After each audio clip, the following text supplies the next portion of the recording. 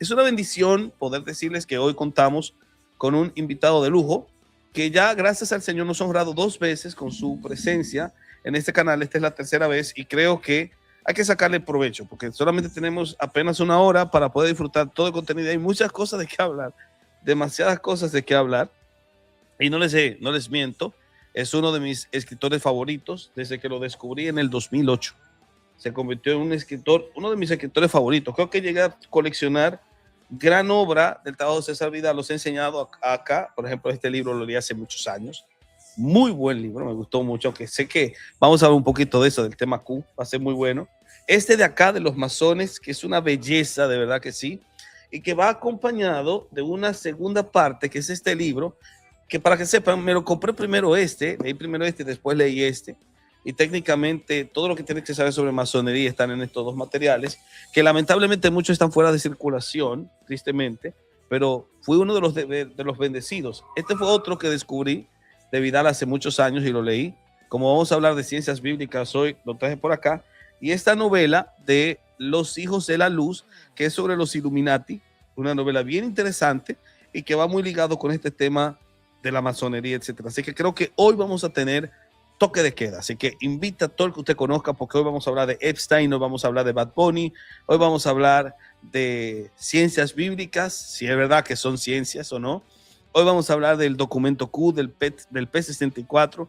Vamos a hablar de todo, señores, de todo. Hasta sobre neopelagianos y también, obviamente, no puede quedarse temas ahí que tenemos bien chéveres como el tema de la masonería y si realmente hay un vínculo entre la masonería y el protestantismo, que es un bodrio que estuve escuchando por ahí. Así que nada, señores, no voy a perder más tiempo. Vamos a dejar a nuestro invitado especial, el doctor Vidal, para que nos comparta. ¿Cómo está, mi queridísimo doctor? Pues gracias a Dios, muy bien. La verdad es que me siento muy contento y resulta electrizante esa entrada rockera que tienes en tu programa, sí. que realmente ya uno al principio se queda ahí en el sillón esperando a ver lo que viene. Qué bien, qué bueno que le gustó. Hay mucha gente que me dice, no le pongas eso porque el doctor, caramba, dice la roña. El doctor es de la gente que le gusta la música country, así que el que tiene alma de country tiene alma de rock. Posiblemente. Yo es que tengo además un programa de música sureña todas las semanas y generalmente suelo empezar con rock and roll sureño y luego voy por el blues y voy por el country y siempre acabo con temas gospel. De modo que es un programa que se llama Camino del Sur en cesarvidal.tv y donde yo me divierto mucho realmente haciendo el programa. Se emite todos los fines de semana. Pues ese es el plan, que aquí se sienta también cómodo, como en casa, porque esta es su casa. Pues bien, doctor, antes de iniciar, me gustaría aprovechar al máximo algo que quería preguntarle hace mucho, y es ¿cómo ha ido con el tema de la Biblia? La Biblia de César Vidal creo que ha sido un éxito y un boom muy bueno. Sigue siendo un gran éxito, a pesar de que no se puede decir que haya gente que la esté distribuyendo bien, pero aún así, la verdad es que es sorprendente los miles de personas que se han movilizado para conseguir un ejemplar de la Biblia de estudio de César Vidal, pero realmente haciendo todo lo posible, ¿no? Incluso en algunas ocasiones encargándola a Amazon.com en Estados Unidos, porque tardaba mucho en llegar a su país, porque era poco accesible, pero la verdad es que la respuesta es muy buena. Yo personalmente estoy muy, muy contento. Creo que tuvimos ocasión de comentar que la Biblia se presentó en su día en el Museo de la Biblia en Washington y prácticamente desde entonces la verdad es que ha sido muy bueno. En ese sentido le estoy muy agradecido al Señor por la manera en que ha bendecido esa Biblia de estudio. Tremendo, sí. De hecho, nosotros la tenemos allá en casa y la estoy disfrutando. Generalmente siempre inicio una lectura de la Biblia completa cada año y lo que hago es que leo o una versión distinta o una Biblia de estudio.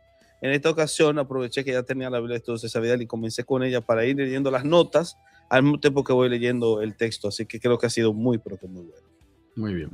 Sí, pues bien, quiero aprovechar comenzando con el primer tema que tenía aquí en boga, que era el tema Epstein, las últimas notificaciones sobre el tema Epstein. Nosotros hicimos acá un documental cuando se supo que Epstein había sido, se había morido a sí mismo, entre comillas, como dicen muchos por ahí, o tal vez escondieron la evidencia y lo dejaron vivo en alguna isla oculta.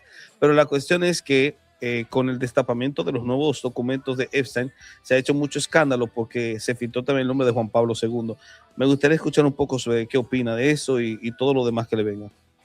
Bueno, vamos a ver, Epstein estaba al frente de una red de espionaje, de chantaje, de extorsión y para poder sustentar el espionaje, el chantaje y la extorsión utilizaba la violación incluso de menores, el tráfico sexual de niños. Hay incluso indicios de que podía haber sacrificios humanos, pero esto está mucho menos documentado que los otros extremos, que son innegables. ¿Para quién trabajaba Epstein? Bueno, aparece con mucha claridad en la documentación. Por un lado, él se presenta como representante de la banca Rothschild, que es una conocidísima banca judía asentada en Europa, aunque actúa en todo el mundo. Y por otro lado, él era un agente del Mossad, del servicio secreto israelí. Algunos de los servicios que realizó para Israel son terribles. Por ejemplo, en la documentación de Epstein aparece como el que fue primer ministro de Israel, Ehud Barak, llegó a proporcionarle niñas para que las violara, lo cual es enormemente grave. Pero en muchísimas ocasiones hablaban simplemente de cuestiones de espionaje. Parece indudable que Epstein estaba dispuesto a entregar niñas, a veces niñas muy pequeñas, a realizar grabaciones de la gente que tenía relaciones sexuales con esas niñas, que las violaba, que abusaba de ellas, a veces niños, y que todo lo hacía como un instrumento de chantaje al servicio del Estado de Israel.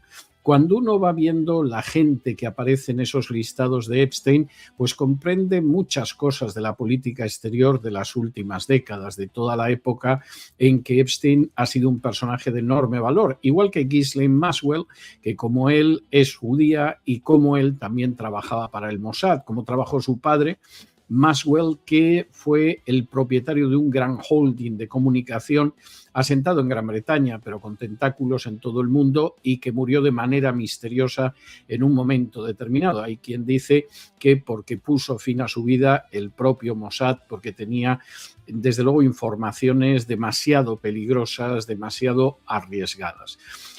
Cuando uno mira a la gente que pasó por la isla de Epstein, y ahí lo mismo, pues pueden aparecer personajes famosísimos, como es el caso del actor, productor y director Woody Allen, que pueden aparecer presidentes, como fue el caso de Bill Clinton, que viajaba con enorme frecuencia a la isla, que pueden aparecer actores, como es el caso de SpaceX. Es decir, estamos hablando de una cantidad de gente increíble, pero desde luego el número de personas importantes relacionadas con la finanza, con la política, con infinidad de cuestiones, es verdaderamente incalculable. Hay que tener en cuenta que solamente ya en esta última entrega estamos hablando de 3 millones de páginas. Yo tengo que utilizar un buscador para poder hacerme una idea de realmente lo que tengo que buscar, de lo que puedo encontrar.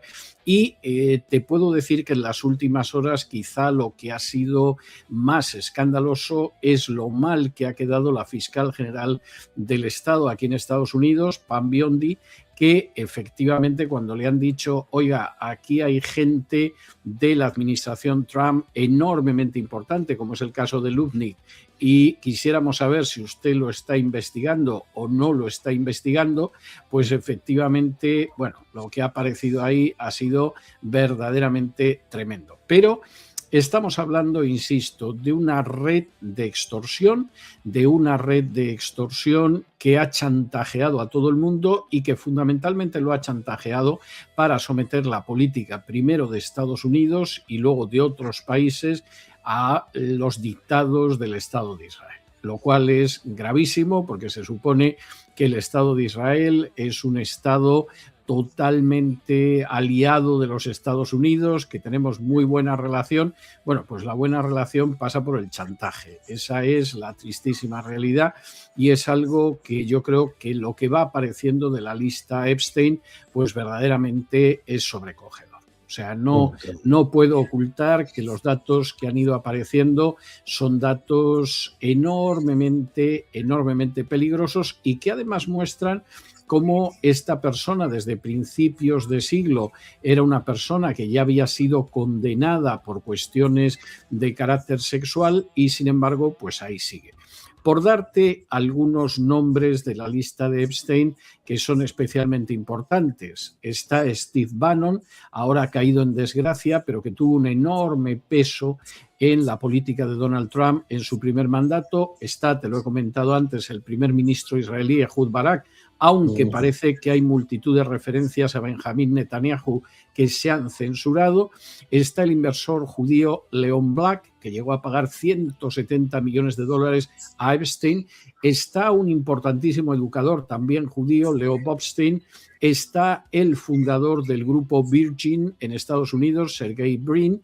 Está William Burns, que es el judío que cofundó Google, y que está William Burns, que fue director de la CIA con Joe Biden. Por supuesto, está Bill Clinton, está el mago judío David Copperfield, está el abogado, sí, aparece también, está el abogado judío Alan Dershowitz, que es uno de los grandes defensores de cualquier política que haga el Estado de Israel aquí, está Stephen Hawking, está Reid Hoffman, que fue el cofundador de LinkedIn, está el primer ministro de Noruega, Jagland, está el cosmólogo judío Lawrence Krauss, está Howard Lutnick, que es el judío secretario de Comercio actual con Donald Trump, está el judío Peter Mandelson, que hasta hace unas horas ha sido el embajador de Gran Bretaña en Estados Unidos, está el príncipe Andrés, está la académica judía de Harvard, Elisa Neun, está el ministro de Petróleo indio, Hardeep Singh Puri, está, que por cierto es persona de enorme relevancia dentro de toda esta historia, está Brett Ratner, que es un director judío, está la CEO de la banca judía Rothschild, que es Ariane de Rothschild, en fin. Estamos hablando de gente que es un sin parar y por supuesto está Elon Musk, está Peter Thiel, incluso por está hasta Melania Trump, y en las últimas horas, y esto sí es muy importante, ha aparecido bastante documentación en relación con Les Wexner, un multimillonario judío americano que fue propietario de Victoria's Secret y que parece muy involucrado en abusos sexuales de niños. De modo que, como ves, la lista de Epstein o la documentación de Epstein es de enorme gravedad, implica hasta qué punto está corrompido el mundo en el que vivimos y hasta qué punto pues, la gente que pensamos que realmente manda y ordena en este mundo, en muchos casos no son nada más que viciosos degenerados convertidos en marionetas de un poder en la sombra. Uy, tremendo. Entonces, en este caso, por ejemplo, yo escuché que también salió a relucir el nombre de Juan Pablo II. Juan Pablo II, bueno, vamos a ver, lo que aparece de Juan Pablo II es una fotografía en la que él está con Epstein y está con Ghislaine Maxwell, que no deja de ser verdaderamente curioso porque los dos son judíos, tanto Epstein como Maxwell. Y curiosamente, en el caso de Epstein, manifiesta en multitud de emails, en multitud de comunicaciones, un desprecio hacia los no judíos, bueno, de un racismo verdaderamente intolerable. Continuamente se refiere a ellos como los goín, y además en términos muy despectivos. Los goín solo sirven para servirnos, es gente a la que es fácil engañar, etcétera, etcétera. Y hay comentarios muy despectivos acerca del cristianismo. ¿Por qué en un momento determinado estuvieron con Juan Pablo II? ¿Por qué se hicieron una foto con él? ¿Por qué tenían la foto? Es algo que no lo sabemos. Juan Pablo II, desde luego, no nos lo va a aclarar. El Vaticano, si lo sabe, no nos lo va a decir y nos quedamos en el aire de qué pudo suceder, qué tipo de relación tendrían, más allá de hacerse una foto los tres muy sonrientes juntos. Ok. Entonces, este tema de Epstein también puede ser vinculado con el asunto del campo de las élites, de ciertos vínculos también que hay con elementos gnósticos, ese tipo de cosas. Y eso me lleva, por ejemplo, a esta pregunta. ¿Estarían estarían estos vínculos, el interés de estas masas como tal, de estos grupos en particular como tal, estarían bien interesados en desarrollar esa idea de que a veces se tilda de conspiranoica, de una suerte de cábala detrás, dirigiendo los intereses del mundo para dirigirlos hacia una suerte de sueño hegemónico globalista, o cómo lo entenderíamos? Yo creo que eso es muy difícil de eludir cuando uno examina esta documentación. Lo que sucede que muchos personajes al final aparecen como personajes degenerados moralmente, a los que es muy fácil atraer hacia conductas degeneradas y a los que es muy fácil chantajear después. Es decir, exactamente qué hacía Bill Clinton yendo continuamente a la isla de Epstein, qué hacía Bill Clinton teniendo una comunicación estrecha con él, por qué Epstein en su apartamento tenía una pintura de Bill Clinton en la que Bill Clinton aparece vestido con un vestido de mujer. Es decir, ahí hay una serie de preguntas que te tienes que hacer, pero de lo que no cabe la menor duda es de que Clinton, al que puede existir la posibilidad de que chantajearan sexualmente, en última instancia no era una de las personas que mandaba, era una de las personas a las que se podía mandar porque se le podía chantajear. Y uno diría, bueno, ¿y esto cómo lo sabemos? Pues hombre, en un momento determinado Bill Clinton convoca en Camp David una conferencia de paz en la que se supone que se va a llegar a un acuerdo entre Israel y los palestinos. Israel no tiene ningún interés en una paz con los palestinos, porque eso significaría tener que retirarse de territorios ocupados y significaría también reconocer un Estado palestino, y Bill Clinton es el que torpedea esa conferencia de paz. Luego él puede decir lo que quiera, la versión oficial puede decir lo que quiera, pero sabemos ya desde hace años, porque lo han escrito funcionarios americanos que estuvieron en esa conferencia, que Clinton torpedeó la conferencia de paz para que no saliera bien y no reconocer un Estado palestino. Pues si Epstein tenía material chantajeable contra Bill Clinton, la verdad es que ese episodio entonces se entiende a la perfección. Y quien dice ese episodio, pues podría decir muchísimos más, porque ahí aparece la Casa Real Británica y aparece en el caso del príncipe Andrés, que ya no forma parte de la Casa Real Británica, lo expulsaron de ella hace unos meses, precisamente porque empezaba a salir este tipo de información. Por ejemplo, una de las fotos que se ha publicado, aún censurada, se le ve sobre una figura femenina que uno no sabe si es una mujer muy delgadita o es una niña. Parece que es una niña, pero al estar tapada la cara, pues bueno, puede ser una mujer también pequeñita, no lo puedes afirmar con certeza, pero no cabe la menor duda de que podían chantajear a la Casa Real Británica, a la Casa Real Noruega, que tiene mucha importancia por los fondos de inversión, y en ese sentido la verdad es que ese era un mundo totalmente controlado y además tengo que insistir en ello, al servicio total de la política de Israel. Esta es la cuestión. Si encima de eso además hay una cábala secreta, si encima de eso hay un grupo secreto, quizá, pero de momento lo que aparece en toda esta documentación sobre Epstein es que el último terminal es el Estado de Israel. Y el Estado de Israel no tiene la menor moral, el menor escrúpulo moral a la hora de secuestrar niños, de que se viole a niños, de que se trafique con niños y de que finalmente eso sirva para chantajear a la gente en apariencia más poderosa de este mundo. Solo darte dos datos más. Dentro de las terminales que han ido apareciendo del archivo Epstein hay una terminal que llega hasta España. Y era un amigo de Epstein, operaba sobre todo desde Barcelona, aunque ocasionalmente pasaba por Ibiza, y este colaborador de Epstein, pues Epstein venía a España, se alojaba en su casa y le proporcionaba sobre todo mujeres.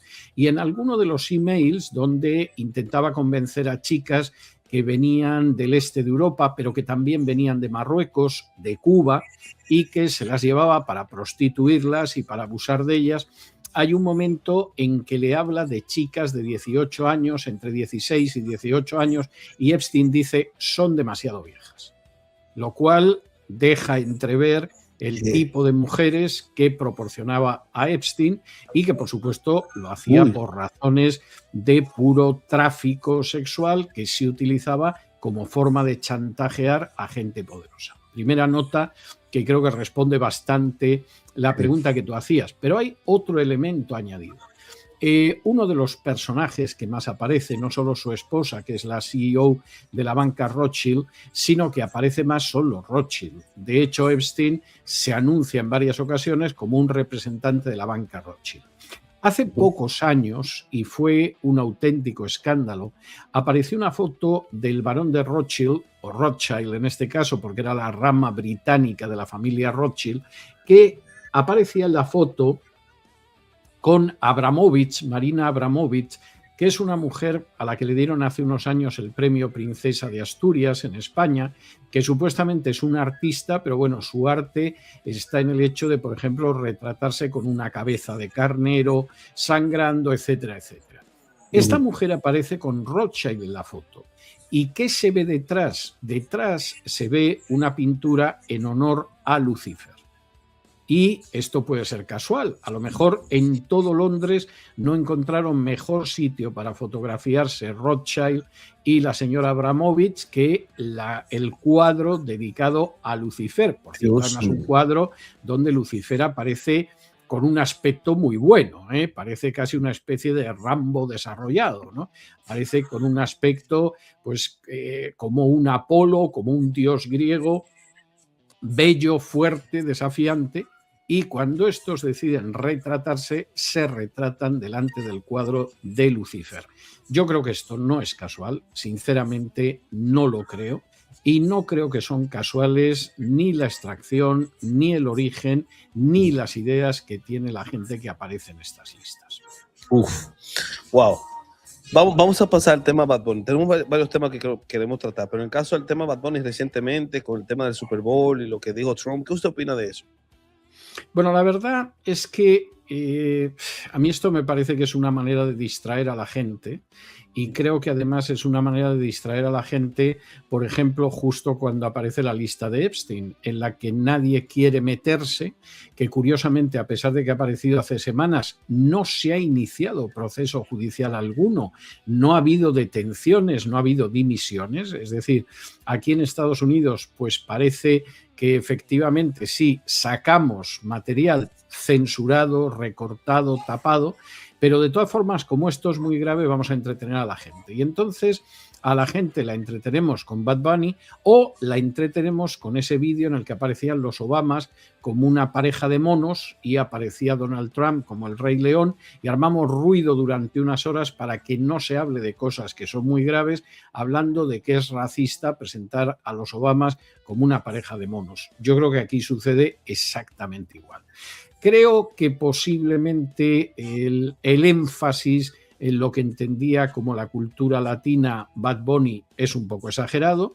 Puedo comprender que algunos anglos se sientan molestos porque es como decir, este no es mi país, que me lo están ustedes cambiando. Es decir, podían haber sacado, aparte de la gente que corta caña en Puerto Rico, podían ustedes haber sacado algún anglo, ¿no? Aunque solo fuera bailando con alguna mulata, pero que se le viera.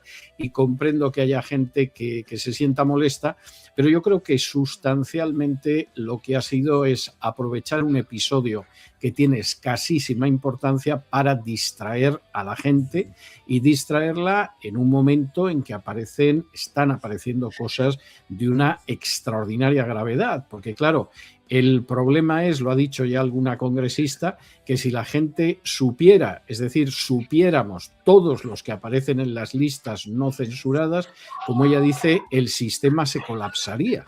Y entonces hay que decir, bueno, ¿qué más aparece en las listas censuradas que llevaría a que se colapsara el sistema cuando ya vemos la gente que aparece?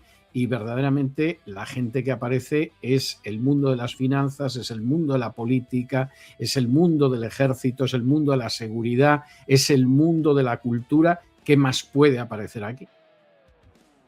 Y respecto a ese mismo punto, como todo esto a veces se vincula con una palabra que surge, masonería, ¿verdad? Me gustaría pasar entonces a hablar del tema de la masonería, que a veces siempre aparece dentro de este tipo de diálogos. Usted ha escrito, hasta ahora tengo entendido, ha escrito 2 materiales sobre el tema de la masonería, aparte de una novela. No sé si ha escrito más, sé que su bibliografía es muy, muy extensa. Pero hay tres puntos que han salido a relucir en algunos canales en estos días.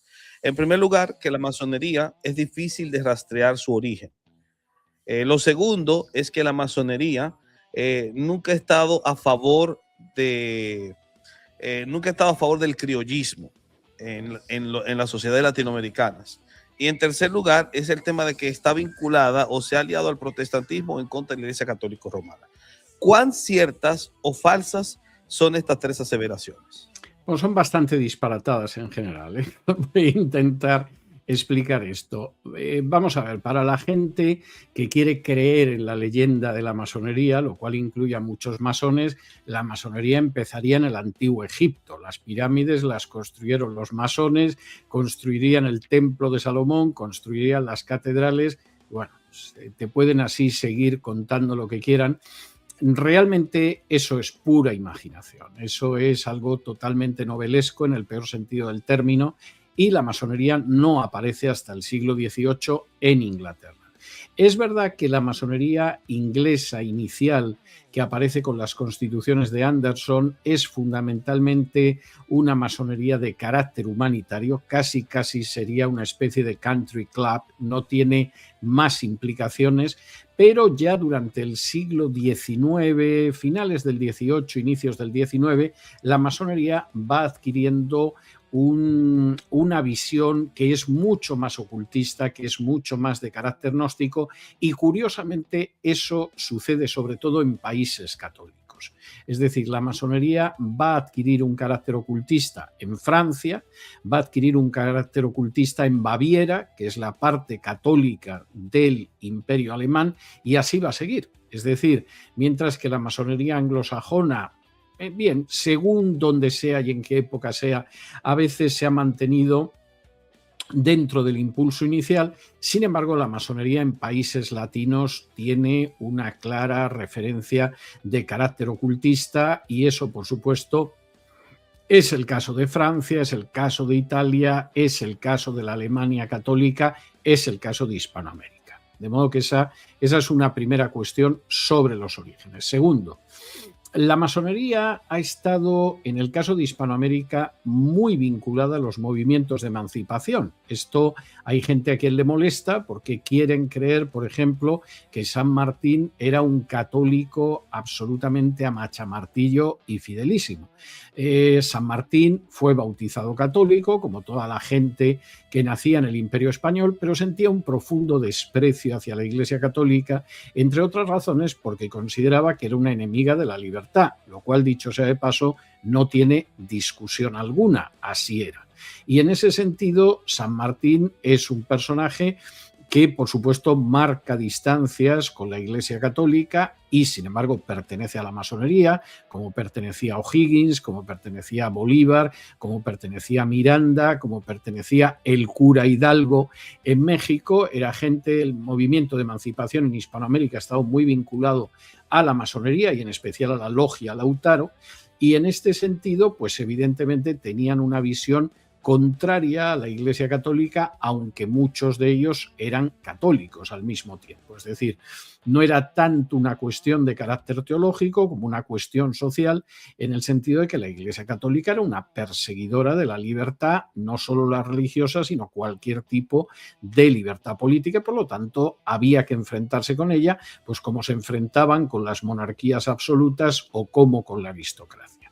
Y en ese sentido, la masonería, que va a seguir teniendo una influencia en los movimientos de emancipación que llega hasta la independencia de Cuba, es decir, Martí va a ser muy ayudado por los masones, él mismo era masón, pues es un ejemplo que se va produciendo en Hispanoamérica, y eso no hace diferencias en cuanto a la raza que pudieran tener esos emancipadores, que a veces eran indios totales, a veces podían ser negros o mestizos, y a veces eran descendientes directos de españoles, y eran muy blancos. De modo que esa es la siguiente cuestión. Tercera cuestión. Bueno, ¿la masonería es una enemiga jurada de la Iglesia Católica y se alía con el protestantismo? No, eso no es cierto. La masonería, en principio, suele nutrirse de las personas del país, sean de la religión que sean. Por ejemplo, en Turquía, los masones han sido habitualmente musulmanes y en vez de tener una Biblia en las logias, lo que tienen es un Corán. Kemal Atatürk, que es el padre de la Turquía moderna, se inició en la masonería y siguió siendo musulmán, por lo menos nominal, toda su vida. Los masones en España siempre fueron católicos, es decir, y eso incluye desde algún dirigente que era liberal, era católico, e incluso tenía una capilla privada en su casa para celebrar misa, a otros pues que eran más o menos católicos, pero que formaban parte de la masonería y que aunque eran católicos, pues pensaban que de todas formas la influencia que la Iglesia Católica tenía en España o en el país de Hispanoamérica de turno era excesiva e impedía el progreso y la libertad en ese país. De manera que los masones en Hispanoamérica pues han sido de manera aplastante católicos. Hay algunos judíos, pero vamos, mayoritariamente católicos, y es lo mismo que ha pasado en España, en Portugal, en Francia o en Italia. Esta es la realidad.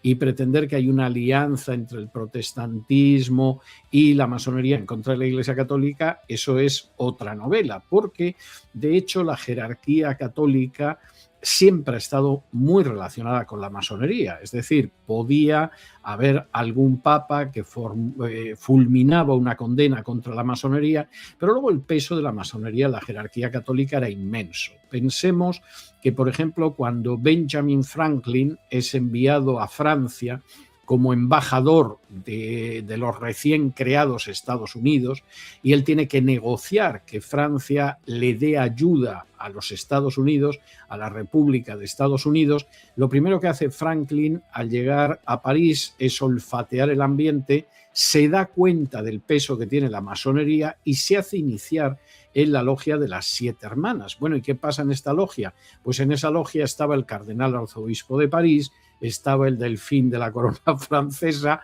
estaban multitud de nobles y de obispos. Es decir, eso es una realidad. Pero hablando en cierta ocasión con un prelado del Vaticano, con el que yo sigo manteniendo comunicación y que me ha contado muchas cosas de las que puedo contar algunas, pero hay otras que no las puedo contar.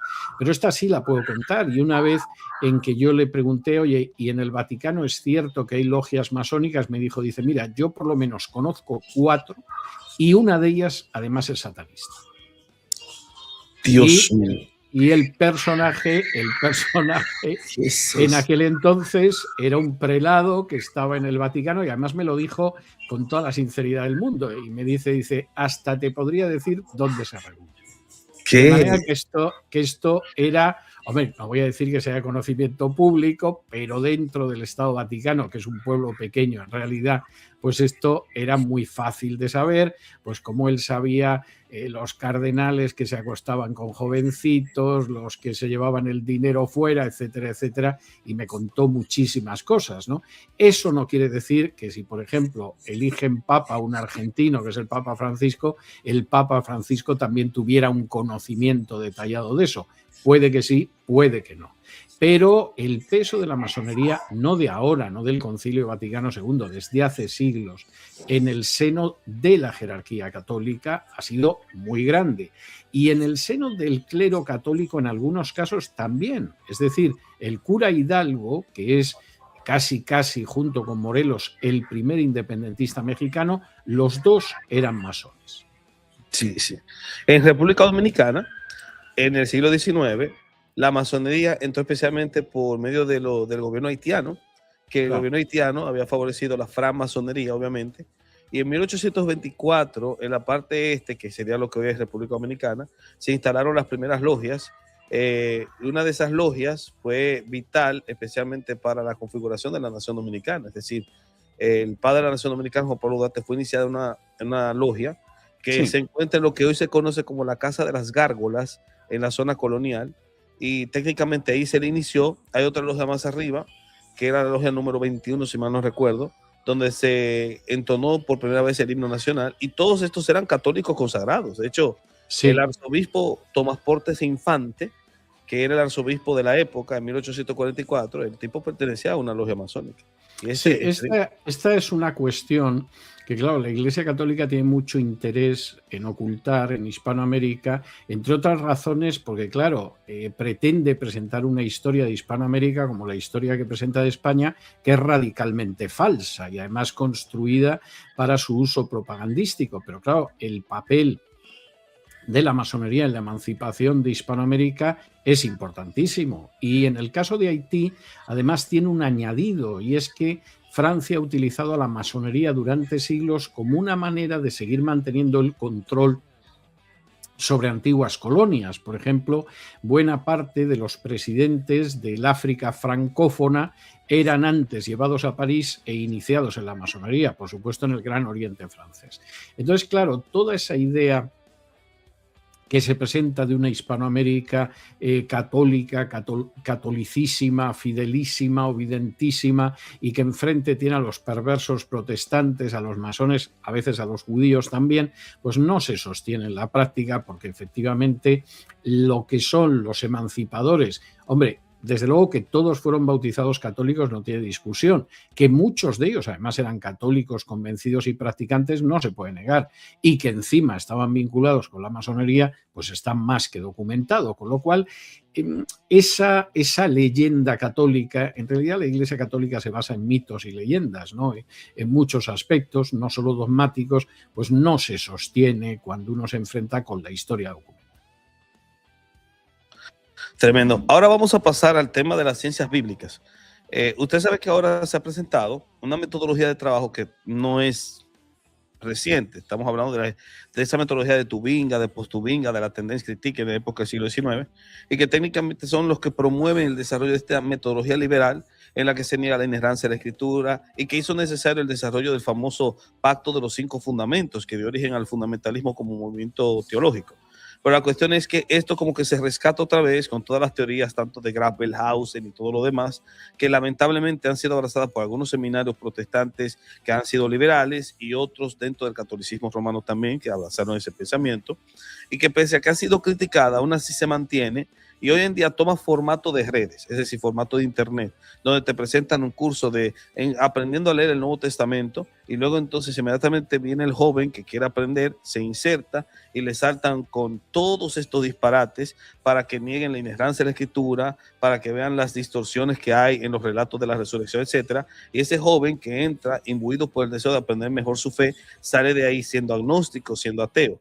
Este tipo de grupos que tienen como becerro de oro a gente como Antonio Piñero, ¿qué les parece? ¿Usted cree que estas personas tienen un manejo adecuado de la metodología? ¿Los bodrios que utilizan son desactualizados? Por ejemplo, en cuanto al tema del censo de Cirenio, el tema del diluvio, el tema de que Yahvé es una reconstrucción de los mitos del ciclo de Baal, etcétera, etcétera. Me gustaría escuchar su opinión sobre eso.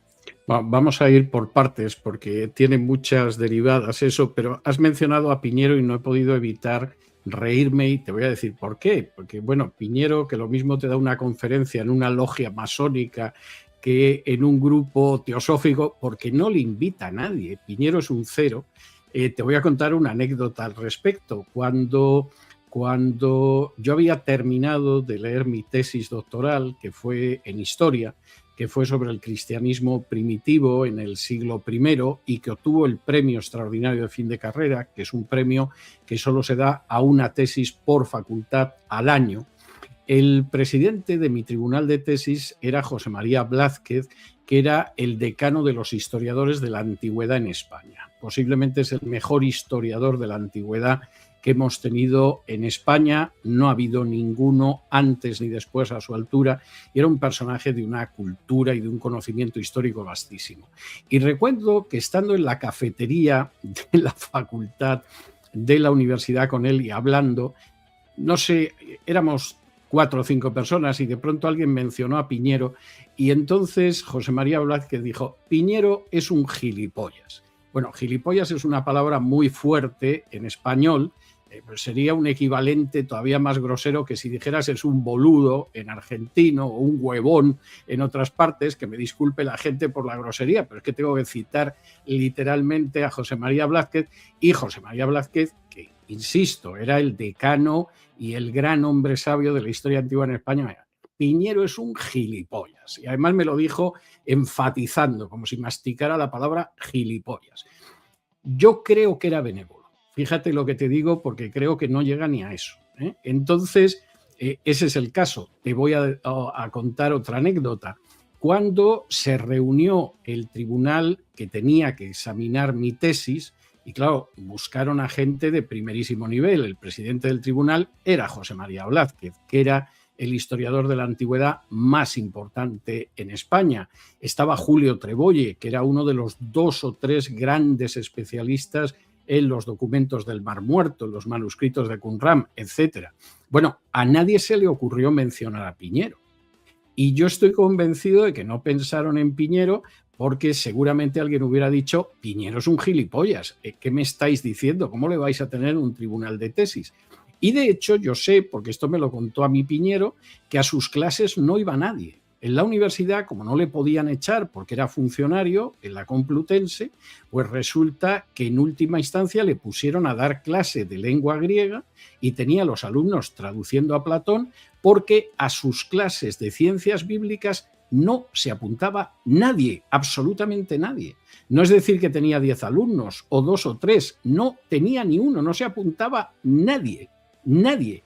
Y como no le podían echar y le tenían que pagar un salario, si hubiera estado en un sistema universitario como el de Estados Unidos, le hubieran mandado a su casa y se hubieran librado de un gilipollas que hubiera dicho Blázquez. Pero como eso no lo puedes hacer en España, pues resulta que le tenían traduciendo a Platón. Y esto me lo contó él a mí. O sea, esto no es una calumnia, una murmuración, me lo digan, ¿no? Es que a mis clases no se apunta nadie y me tienen ahí traduciendo Platón con los alumnos. O sea, esto da una idea del nivel de Piñero que científicamente es cero. No ha tenido una idea original jamás.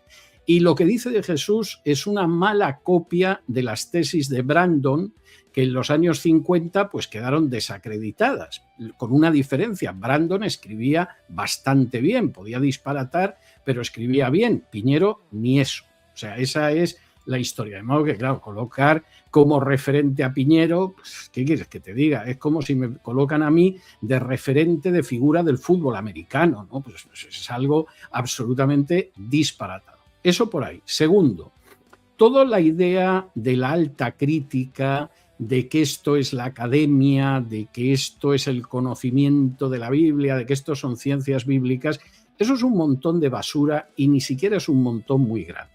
Es un montoncito de basura. Que a estas alturas haya gente que esté con la hipótesis documentaria es deplorable, porque la hipótesis documentaria que pretende que hay una serie de documentos en el Pentateuco que empezaron a reunirse en la época de David y que terminaron de reunirse después del exilio, eso no hay quien lo sostenga. Nadie que sepa historia puede sostener una estupidez de esas dimensiones. Supongo que Piñero lo defenderá, pero eso no pasa de ser una muestra de ignorancia. Y en términos de estudio de la Biblia y en términos de ciencias bíblicas, pues es como si una persona ahora en la época de Internet, para dedicarse a sacar una suma, una multiplicación, recurriera a un abaco y pasara las bolitas. O sea, es así.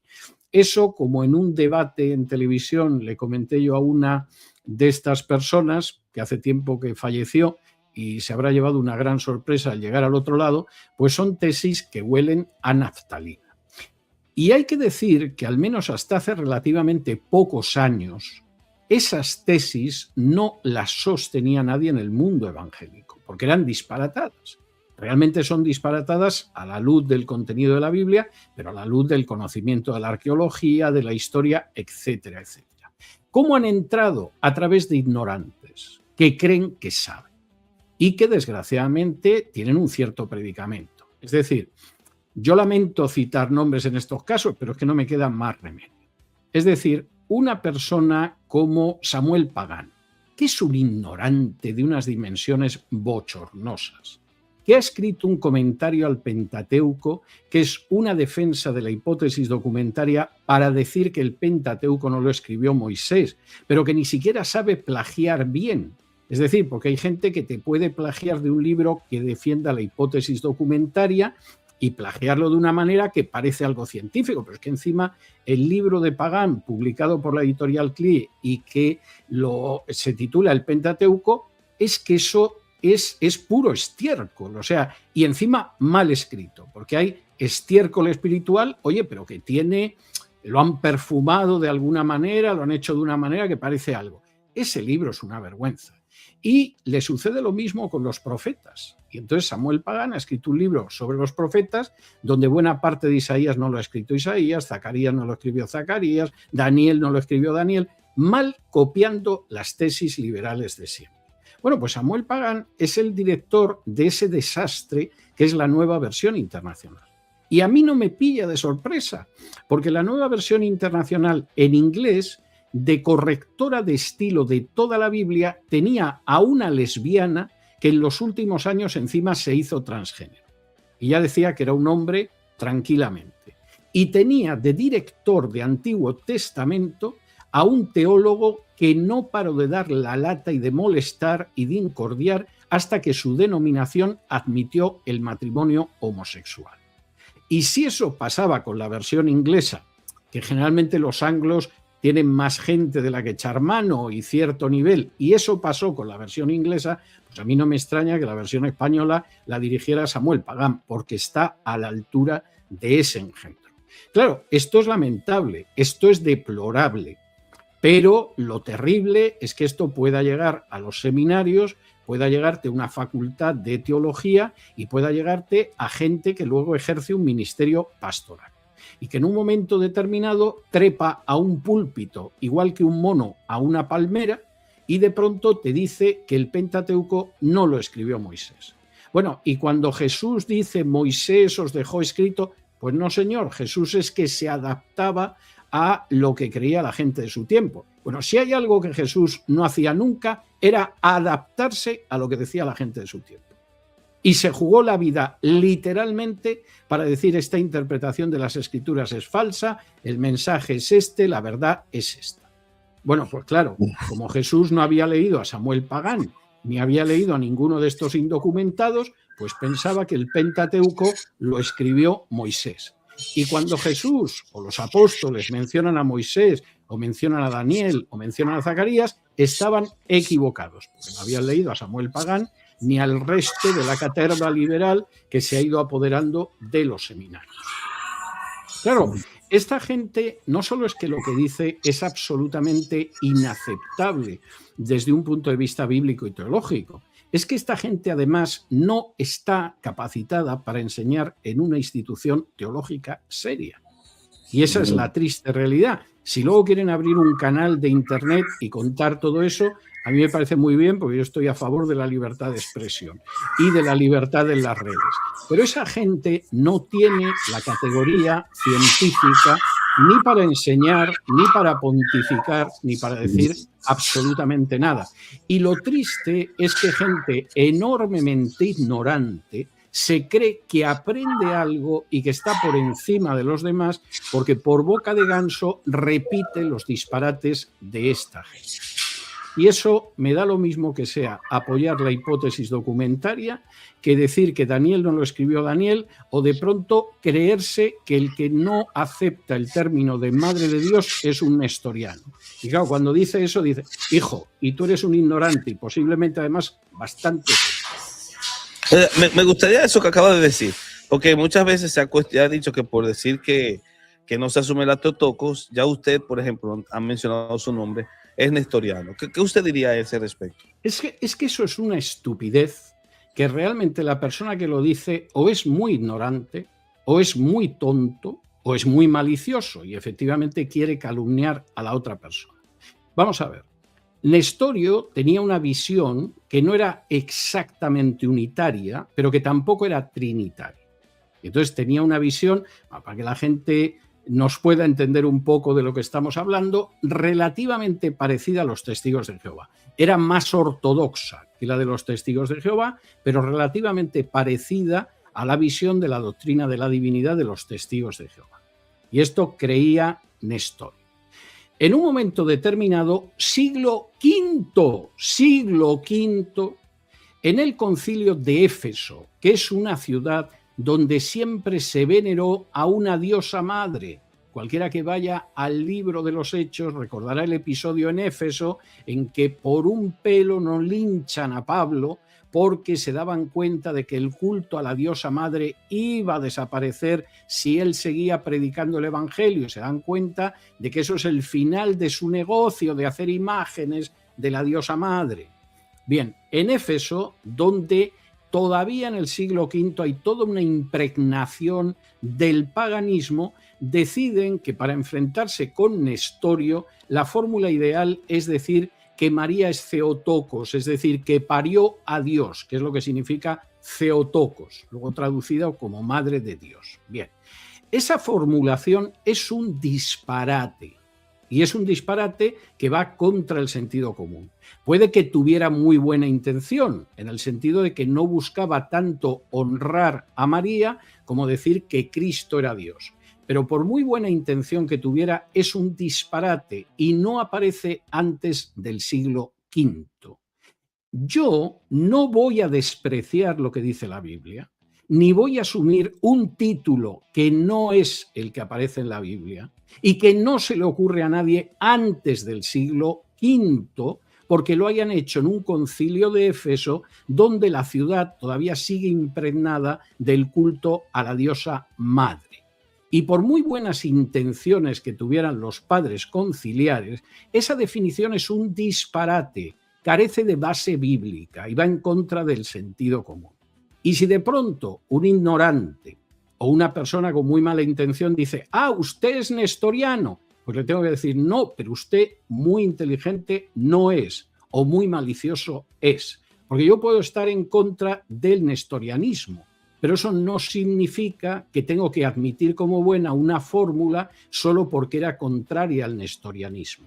Yo puedo estar en contra de que la gente tenga caries en su dentadura, pero si alguien pretende curar la caries cepillándose azúcar contra los dientes, porque su intención sea buena, yo no la voy a asumir. Todo lo contrario, le voy a decir, sí, utilice usted el azúcar para cepillarse los dientes, que además de la caries se le van a acabar cayendo hasta las encías. Y entonces si alguien me dice, es que está usted en contra de enfrentarse con la caries. No, estoy en contra de la estupidez. Y esto es algo que me parece claro. Y que un católico de pronto diga, porque suelen ser muy ignorantes, entonces es que es usted nestoriano, lo cual demuestra que no tiene ni idea de lo que enseñaba Nestorio, todavía lo puedo pasar. Pero que un evangélico que se supone que sus categorías teológicas las toma de la Biblia, no de definiciones del siglo V después de Cristo, de pronto diga eso, es para decir, verdaderamente andamos mal, ¿eh? O sea, aquí hay gente que es ignorante y encima se cree que sabe, que es la peor forma de ignorancia. Interesante. Usted sabe que quiero aprovechar esta oportunidad para justamente tratar el tema del P64, el papiro Tidy, porque no hace mucho estuve en un programa de televisión y traté la temática, aunque hablé, claro, del tema del consenso, de que no había consenso, pero que sí tenemos una posible prueba que no se ha descartado del todo en cuanto a que Mateo haya sido mucho más temprano de lo que la gente supone. Entonces, en este caso, me gustaría que explicara un poco sobre el P64, el caso Tider o Tidy, y técnicamente cómo nos ayuda en ese sentido. Si alguien pronuncia Tidy es que no sabe lo que está pronunciando, claro, porque es que no es un nombre inglés y entonces la gente tiende a pronunciar los nombres como si fueran ingleses y, por ejemplo, dicen Wagner en vez de Wagner, que era alemán, y en este caso lo que es Tide, pues lo llaman Tidy o Tide o como quieran. Vamos a ver, ¿por qué el papiro Tide es muy antiguo y es de los años 40? Por el análisis paleográfico. Voy a intentar explicar esto para que lo entienda la gente que nos está viendo, porque han oído seguramente muchos lo del análisis paleográfico y han dicho de qué está hablando este señor. Vamos a ver. Si tú en estos momentos te encuentras con un documento escrito a máquina y ese documento escrito a máquina, por ejemplo, es una carta y no tiene fecha, ¿tú podrías fechar ese documento? Sí, te puedes acercar bastante a él. Por ejemplo, si la letra, el tipo de letra que aparece en esa carta escrita a máquina es de un tipo de máquina de escribir que se fabricó en 1932, esa carta no puede ser anterior a 1932. Y no lo puede ser porque todavía no existía ese tipo de máquina de escribir. Me sigues hasta ahí. Luego tendría que ser un documento posterior a 1932. En el caso del análisis paleográfico, paleografía es una ciencia auxiliar de la historia que estudia los documentos antiguos, la forma de escritura, no solamente la descifra, sino que además la fecha y la puede situar en una parte del tiempo. Yo tuve una asignatura de paleografía en la universidad en la licenciatura de historia y me tocó transcribir multitud de documentos y entonces, porque aunque parezca que no, la escritura varía, aunque sea una lengua como puede ser el castellano, puede ser el latín, puede ser el griego, la escritura varía. ¿Qué pasa con el papiro Tide? El papiro Tide tiene un tipo de escritura que es herodiano. Es decir, estamos hablando de la década de los años 40 del siglo I. ¿Podía ser el papiro Tide, que contiene un fragmento de Mateo, posterior, por ejemplo, al año 50? Extremadamente difícil, por no decir imposible. Porque una de las utilidades de la paleografía es que precisamente por el tipo de escritura podemos saber aproximadamente entre qué año y qué año se escribió ese documento. Y esto es muy claro. Como pasa con otras ciencias auxiliares, por ejemplo con la numismática. Yo en un momento determinado he pegado a un documento, me encuentro una moneda, por ejemplo, de Claudio, del emperador Claudio, y yo ya sé más o menos la época de ese documento, porque no es la época de Calígula que le precedió, ni la época del emperador Nerón que vino después. Es decir, estas son ciencias auxiliares de la historia que son muy útiles. La gente todavía, algunos creen en los métodos de datación, pero los métodos de datación, sea potasio, argón, sea carbono 14, etcétera, son infinitamente más inseguros que, por ejemplo, lo que puede ser en un momento determinado una forma de cerámica, lo que puede ser en un momento determinado cierto tipo de arma, no te digo ya una moneda o no te digo ya una forma de escritura. Y la escritura del papiro Tide es escritura herodiana. Y esa escritura herodiana no se utilizaba ya, por ejemplo, en los años 60 que corresponden a la sublevación con Roma. No te digo ya a finales del siglo I. Estamos hablando de la época de Herodes Agripa, estamos hablando de los 40. Entonces una pregunta, ¿por qué razón ha habido un rechazo por parte de cierta academia al caso Tider, si técnicamente este caso Tider muestra un análisis forense bien sostenible con todo lo que usted ha presentado y sin embargo aún así se rechaza y hasta se ha negado que tenga un apoyo mayoritario en los académicos? ¿Por qué sería eso? Hay dos razones. Una es que hay un sector de la academia que todo aquello que fortalezca la veracidad de la Biblia por sistema lo va a rechazar. Y ahora te voy a dar algún ejemplo al respecto.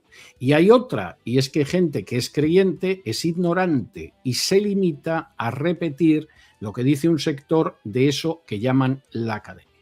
Cuando yo me encuentro, por ejemplo, a gente que es creyente, y no dudo de que sea creyente, soltando los mismos disparates que otra gente, porque eso sí, son muy holgazanes y no se han molestado en contrastar el dato, me da muchísimo pesar, porque al final se convierten en canales de falsedades contrarias a la autenticidad de la Biblia, simplemente porque son unos vagos que han decidido que no trabajan y que repiten lo que les han dicho otros.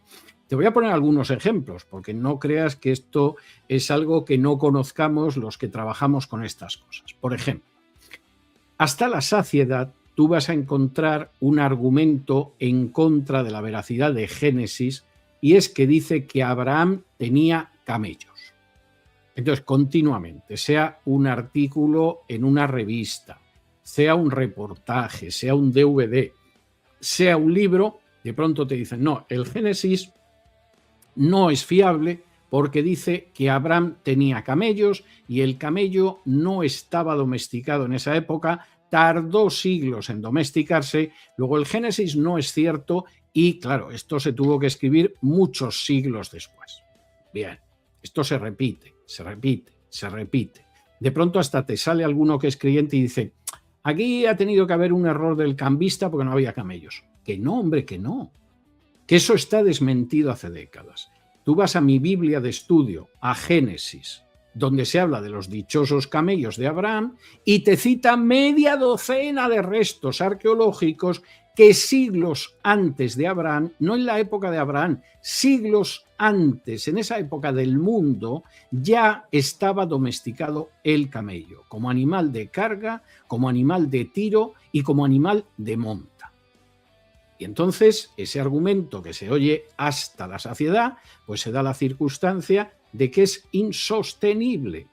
Pero claro, si tú no quieres verlo, no lo ves. Y si tú no te molestas en buscar y trabajar, sino que repites lo que han dicho otros, pues vas difundiendo el mismo disparate. Si encima te subes a un púlpito y lo repites, pues claro, ya los resultados pueden ser desastrosos. Y como esto que comento, pues podría comentar muchísimas cosas más.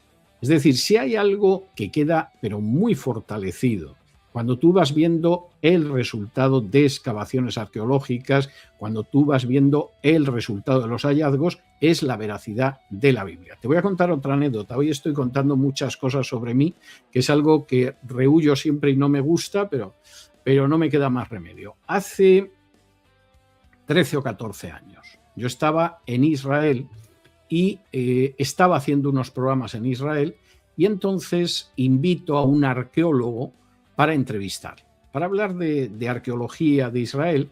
Y entonces este hombre estaba trabajando en ese momento excavando zonas a orillas del Mar Rojo, como las que menciona la Biblia, que había una cadena de fortalezas que había ido estableciendo Salomón, etcétera, etcétera.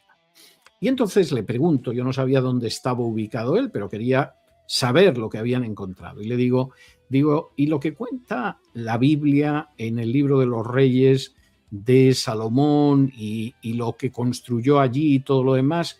Digo, ¿en qué medida es algo que las excavaciones que estáis llevando a cabo confirman o deniegan? Y me dice, mira, la Biblia es muy modesta. La Biblia, a la hora de narrar eso, dice, lejos de exagerar, de mitologizar, de aumentar, realmente la Biblia es muy modesta. Estamos encontrando lo que dice la Biblia, pero es mucho más de lo que se desprendería de una lectura superficial de la Biblia. Y esto es habitual, y esto es continuo. Y las tesis de la hipótesis documentaria son ridículas. Ahora, para un católico, que la Biblia no sea fiable no tiene ningún problema, porque la autoridad al final es un señor vestido de blanco que vive en el Vaticano. Y por lo tanto, si la Biblia no es fiable, mejor, porque siempre puede decir, bueno, como no hay manera de saber lo que es verdadero y lo que es mítico en la Biblia, para eso está el Papa, para eso está el magisterio eclesial. Y de hecho, hasta tenemos libros que son libros apócrifos, que no forman parte del canon judío y que sabemos que están llenos de errores históricos. Pero no nos preocupa porque efectivamente hay un magisterio que al final nos dice lo que tenemos que creer, aunque sea algo tan disparatado como que María es la Madre de Dios, que es algo que hasta el siglo V no se le pasó a nadie por la cabeza. Y entonces esa jerarquía nos dice lo que hay. Pobres de nosotros, como la gente se crea lo que dice la Biblia, porque se nos acaba un negocio de siglos. Yo comprendo que para un católico esa sea una postura aceptable y por eso en los seminarios y en las facultades de teología católicas se enseña la hipótesis documentaria o la tesis del Deutero-Isaías o el hecho de que Daniel no lo escribió Daniel desde hace décadas. Pero para ellos que efectivamente la Biblia no tiene relevancia. Para los que creemos que la Biblia es la palabra de Dios, eso es inaceptable. Y no es porque lo queramos creer porque sí, es porque efectivamente las pruebas de que la Biblia es la palabra de Dios, de que se ha transmitido de una manera que no tiene comparación y de que tiene una solidez enorme en lo que cuenta, son pruebas aplastantes. Es más, recordando a mi antiguo director del Tribunal de Tesis, a José María Blázquez, cuando te encuentras a alguien delante que lo niega, lo más seguro es que sea un gilipollas. Y que me perdonen la grosería, pero me limito a citar verbatim, literalmente, a José María Blázquez. Tremendo, tremendo. Una cosa que veo, por ejemplo, cierta preocupación, por cierto, en el chat, es el tema este con respecto al asunto de la Teotocos.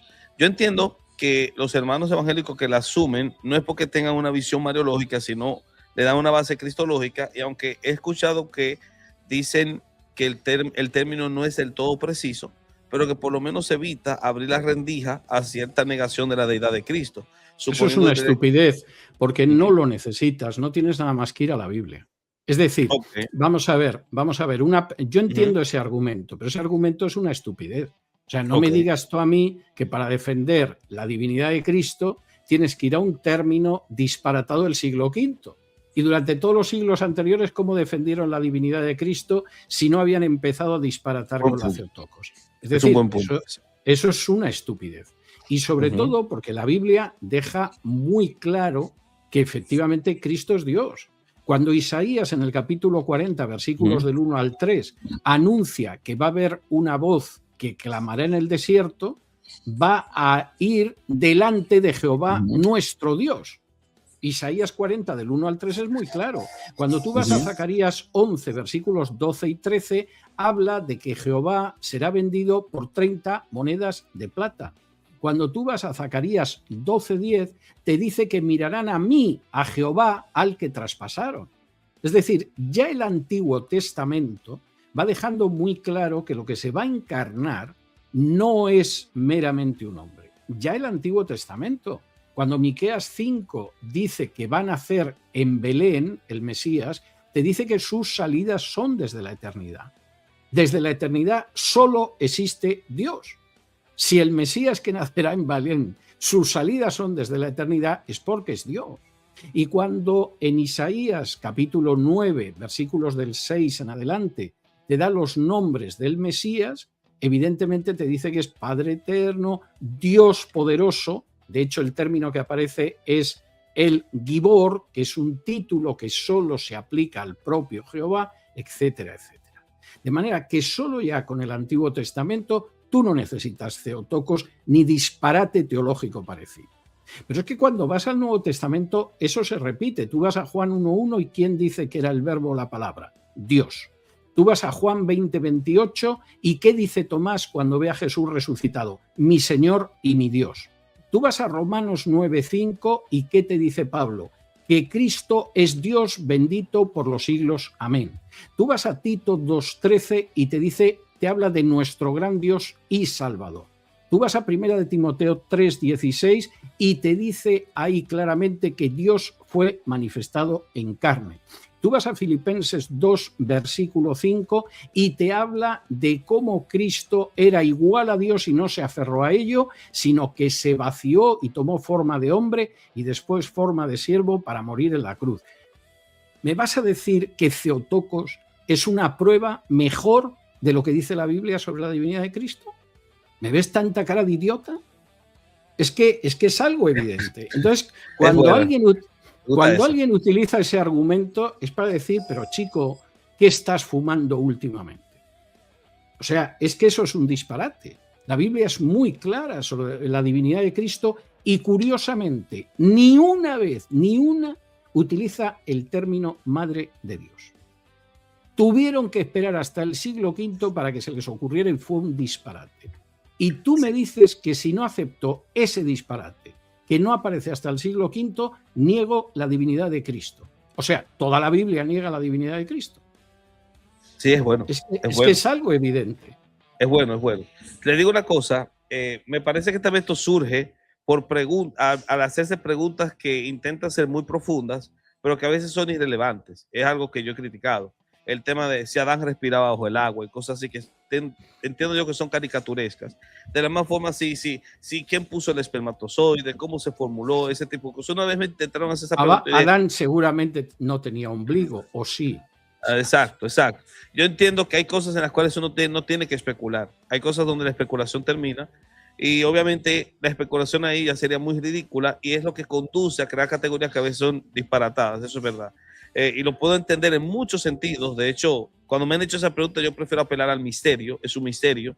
Y a veces cuando el misterio no ha sido revelado del todo, es bueno quedar callado. Esa premisa que dice callar donde la Biblia calla. Creo que ahí es lo que nos libra mucho de esos problemas. Pero es que a mí eso me parece que es algo absolutamente elemental. O sea, es algo elemental.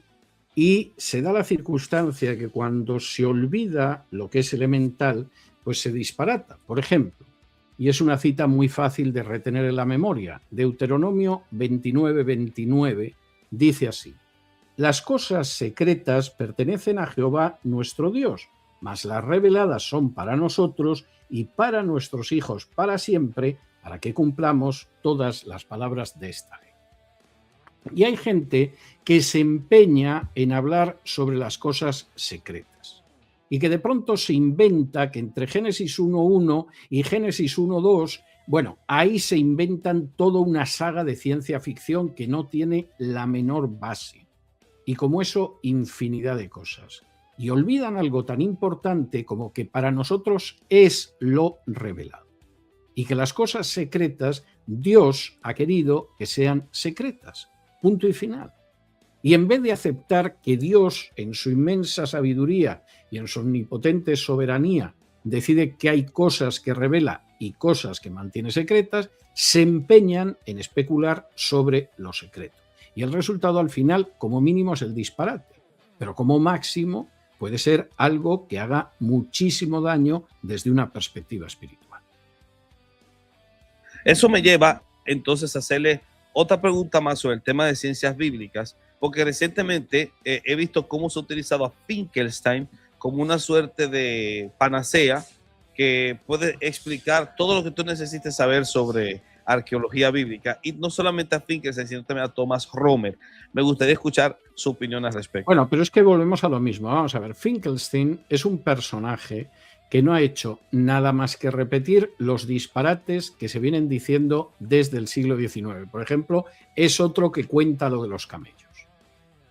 Entonces, vamos a ver, yo que leí el libro de Finkelstein, que además es antiguo, es que esto era de casi los años de mi mocedad. Lo que pasa es que esto es como el chiste de aquel personaje que mata a un judío y cuando llega la policía y le dice, pero usted, ¿por qué ha matado a este hombre? Y dice, porque era judío.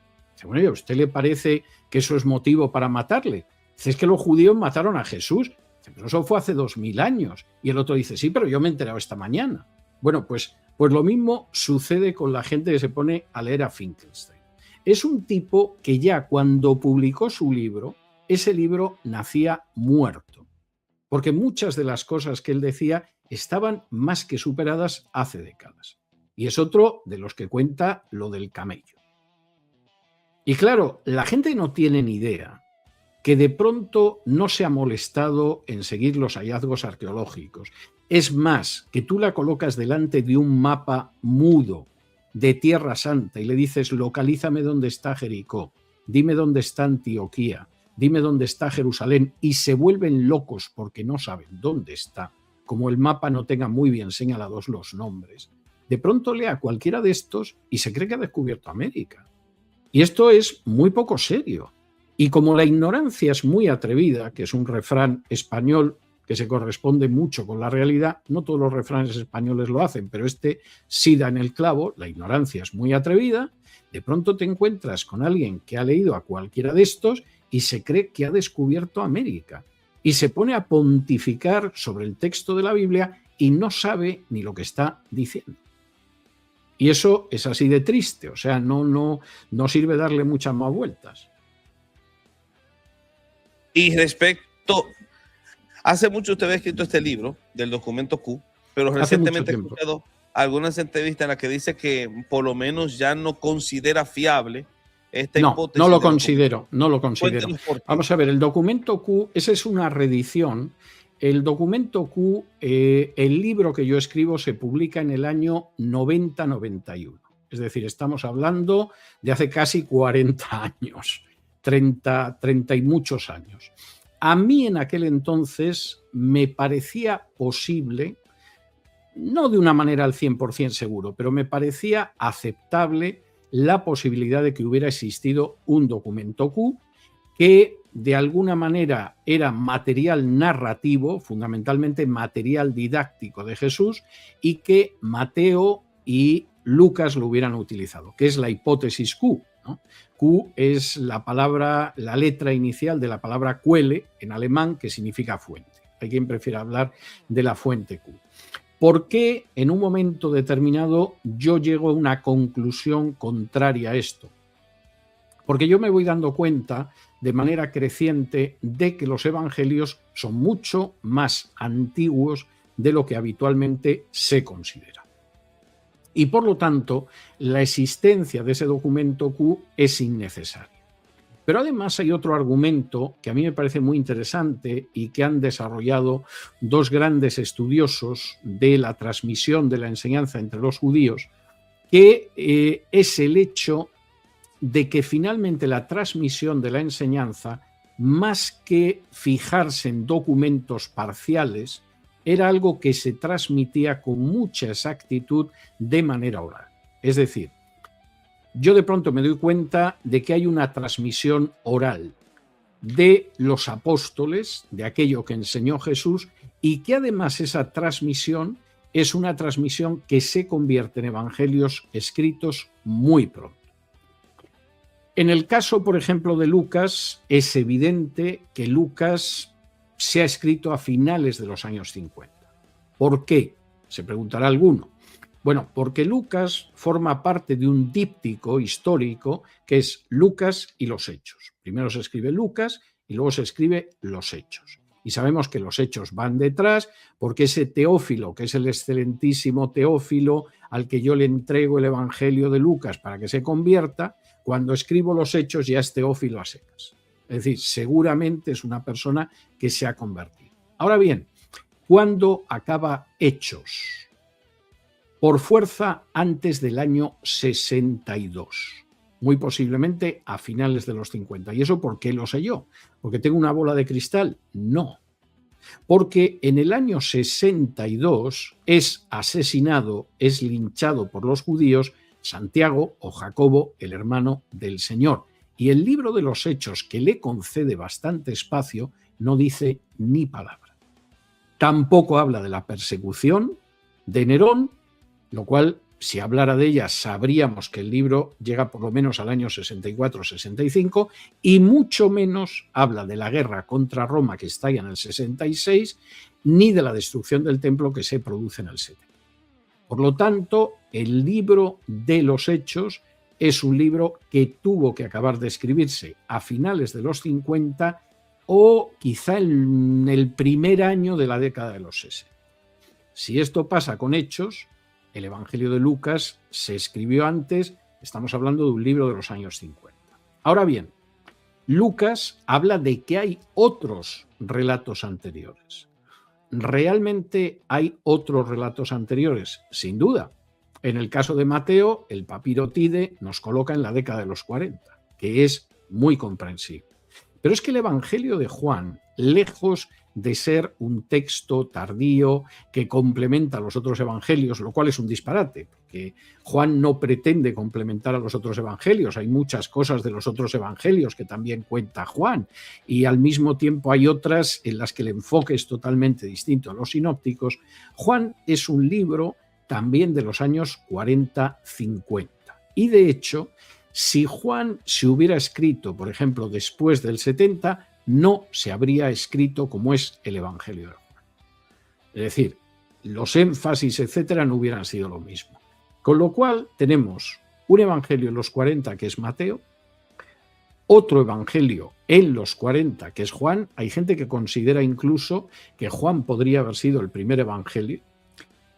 Otro Evangelio en los 50, que es Lucas, pero que tiene otros dos anteriores, Y el Evangelio de Marcos, en contra de lo que piensa mucha gente, por eso de que es más corto, seguramente es el último de los evangelios y se escribe en un periodo de prepersecución a inicios de los años 60, recogiendo sobre todo el testimonio de Pedro, que sería muy largo de explicar ahora, pero que es muy evidente en el Evangelio de Marcos. De manera que estamos hablando de textos muy antiguos. Sí, de hecho recuerdo la famosa novela esta del Evangelio del Pescador. El testamento del pescador. El testamento del pescador, sí, que trataba de presentar justamente esa misma noción de que se escribió ya cercana a la persecución neroniana. Así que es muy interesante, porque hace como una suerte de revisión completa de esa hipótesis bulmaniana y que muchas veces se sigue manteniendo, que ya está muy trasnochada ante la evidencia epigráfica y la evidencia documental que hay. Lo que pasa es que hay otro elemento, la que mencionas a Bullmann. Bullmann sabía mucho. Es decir, Bullmann podía estar equivocado, pero Bullmann sabía mucho. El problema de mucha de la gente ahora es que no sabe nada y repite lo mismo. Es decir, yo no es que perdone los disparates de Bullmann alegando a que sabía mucho. No, disparata, está equivocado. Pero Bullmann era una persona que sabía. Puedes decir que, y por cierto, era bastante más creyente de lo que puede parecer a primera vista, cosa que suena rarísima, pero era así. Por ejemplo, José María Blázquez, que conoció a Bullmann y habló mucho con él, yo recuerdo que yo le pregunté y le dije, bueno, ¿y cómo era Bullmann? Y me decía que es muy creyente. Dice que es que ha llegado al punto en el que ya tienes fe en Cristo aunque no haya ninguna base. Dice que lo suyo ya era exagerado. Es que era la fe exagerada, dice, pero era una persona muy creyente. Y Bruce cuenta esto mismo en sus memorias. Yo se lo he oído a varias personas que conocían a Bullmann. Mira que cuesta creerlo leyendo sus libros.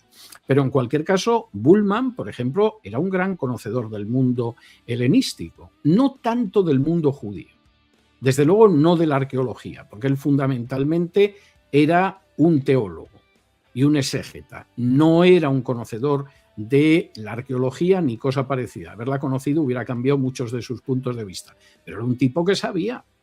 Pero es que tú ves, pues por citar y no citar a nadie más, tú ves a un Pagán, ves a un Piñero y... O sea, es deplorable. No me haga usted llorar, por favor. O sea, sobre todo con respecto a Piñero, sí, claro. Mire, quiero hacerle dos preguntas más y vamos a estar a la recta final, justamente porque no quiero pasar más del tiempo que... Pero es que he disfrutado mucho, esta conversación ha sido muy amena. He debatido dos veces, una han sido con dos católicos romanos. La primera ha sido sobre el tema de que si Pablo hizo una mala exégesis de Romanos con el fin de negar la sola fide, que sorprendentemente un papista aquí quiso defender esa tesis, tuve que debatir y obviamente es un disparate. Pero la segunda, que todavía no se ha debatido, pero es un tema que está en colación, es otro papista que niega que Segunda de Pedro cumpla con el criterio temporal de canonicidad, porque Segunda de Pedro se escribió en el siglo II y no le escribió Pedro. ¿Qué usted opina de eso? Bueno, voy a empezar por el final. Decir que la Segunda de Pedro se escribió en el siglo II y no la escribió Pedro es una vieja tesis liberal, pero que al papismo le viene muy bien, porque al final es decir, y ese libro que no se lo merece está ahí porque lo decidió el Papa. Y ya está, ya hay que someterse y no hay discusión. Oiga, pero es que entonces sería una falsificación. Da igual, porque el criterio de verdad lo da el Papa. Bueno, esto es algo infame y además es absurdo, porque si efectivamente fuera así, la autoridad del Papa ¿en qué se basa? En sí mismo. Eso ya lo sabemos, pero hombre, vamos a intentar disfrazar un poco el muñeco y que no se le vean las vergüenzas, ¿no? Vamos a ver, hay incluso un estudio estadístico del vocabulario de Segunda de Pedro. Y aun aceptando que efectivamente Segunda de Pedro es un tipo de carta más breve, más sintética, más telegramática que la Primera de Pedro, ¿a qué escrito del Nuevo Testamento se parece más Segunda de Pedro a Primera de Pedro? Cosa que a mí no me extraña. O sea, quiero decir, lo que me sorprendería es que de pronto me dijeran a la carta a los Efesios, ¿no? ¿Y eso? Pero a lo que más se parece precisamente es a la Primera de Pedro. Pasa igual que con los que niegan la autenticidad de las pastorales. Pues también se ha estudiado estadísticamente las construcciones, el vocabulario, etc. Entonces, ¿a qué conclusión se llega siempre? ¿A qué autor del Nuevo Testamento se parecen más las pastorales? A Pablo. Pues no me sorprende. O sea, si a fin de cuentas es lo que dice el texto. Lo que me sorprendería es que me dijeran que es a Lucas o a Juan. Igual que, por ejemplo, a quien se parecen más, pero ya de una manera exageradísima, las cartas de Juan, pues al Evangelio de Juan. O sea, todo esto es absolutamente natural. Y entonces ese argumento, en última instancia, es la suma de dos males. Primero, aceptar la alta crítica liberal y luego decir, pero no es importante, porque en mi iglesia hay un señor que manda y ya nos dice qué es lo bueno y lo malo y la Biblia es secundaria. Lo cual, dicho sea de paso, es verdad dentro de la Iglesia Católica, pero en situaciones como esta queda más de manifiesto.